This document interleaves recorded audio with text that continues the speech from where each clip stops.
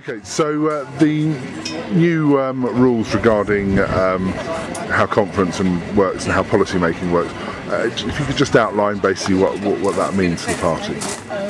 Okay, I think 90% of it is stuff we should have been doing for the last 10 years, ever since Partnership Power came in, and that includes both involving all party members through policy forums and also reaching out into the community and involving people who are not party members but who share a belief in a lot of the things the Labour government's trying to do.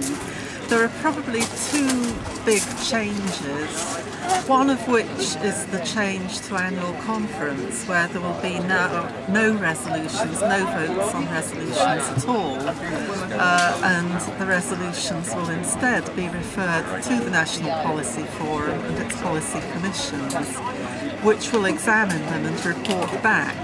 But again, in practice, that should have been happening anyway with everything that was not voted on at conference.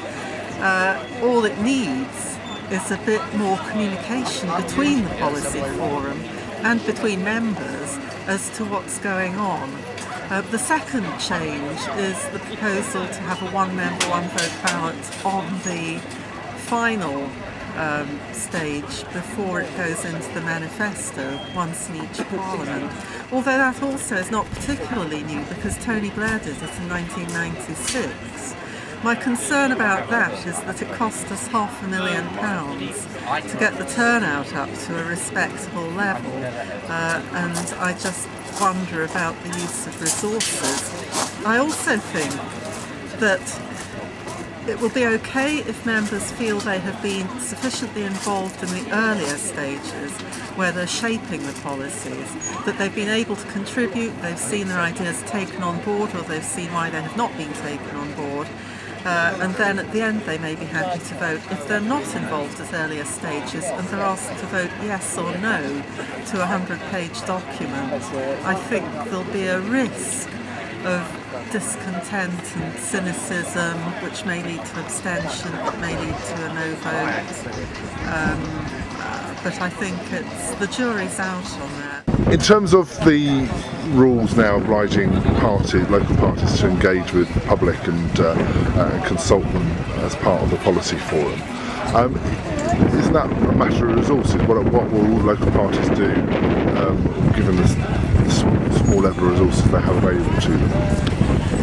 I think resources are necessary, but I don't think it's a huge problem. Local parties meet anyway to talk about policy among themselves. If a local party is planning a discussion on international aid, if they've invited a speaker from Oxfam, I see no reason why they shouldn't invite more people to that who may be interested, maybe students, maybe local aid workers, or whoever it happens to be. If they're discussing public services, why not invite nurses and teachers and hospital cleaners and porters to come along as well. The other side of it is getting speakers who know something about the subject. The party could do more to provide speakers who are either members of the policy forum or who know something about it. But again, most constituencies will pay travel expenses for speakers. The real obstacle that prevents the policy forum communicating with members is that the party will not put National Policy Forum members' names and contact details on the website so members know who they are. They will not give National Policy Forum members the addresses of constituency parties so they cannot report back to the people that they represent. Given the increased use of email, both of those could be done at nil expense. And I mail my NEC reports to something like 3,000 people, but I've done all that on my own initiative. The party could do a great deal more to enable all of us to talk to each other and to the world outside. It's the political will.